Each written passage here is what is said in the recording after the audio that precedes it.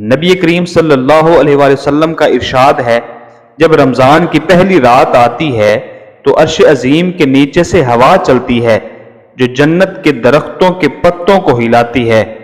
اس ہوا کے چلنے سے ایسی دلکش آواز بلند ہوتی ہے کہ اس سے بہتر آواز آج تک کسی نے نہیں سنی۔ اس آواز کو سن کر بڑی بڑی آنکھوں والی حوریں ظاہر ہوتی ہیں، یہاں تک کہ جنت کے بلند محلوں پر کھڑی ہو جاتی ہیں اور کہتی ہیں، ہے کوئی جو ہم کو اللہ تعالیٰ سے مانگ لے، ہمارا نکاح اس سے ہو۔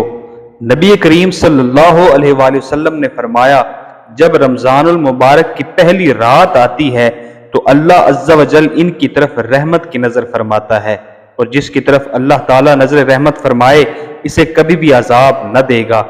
شام کے وقت ان کے منہ کی بو جو بھوک کی وجہ سے ہوتی ہے اللہ کریم کے نزدیک مشک کی خوشبو سے بھی بہتر ہے، اور فرشتے ہر رات اور دن ان کے لیے مغفرت کی دعائیں کرتے رہتے ہیں۔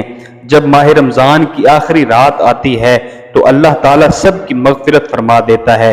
جب رمضان المبارک کی پہلی رات آتی ہے تو آسمان اور جنت کے دروازے کھول دیے جاتے ہیں اور آخر رات تک بند نہیں ہوتے۔ جو کوئی بندہ اس ماہ مبارک کی کسی بھی رات میں نماز پڑھتا ہے تو اللہ کریم اس کے ہر سجدے کے بدلے میں اس کے لیے 1500 نیکیاں لکھتا ہے، اور اس کے لیے جنت میں سرخ یاقوت کا گھر بناتا ہے۔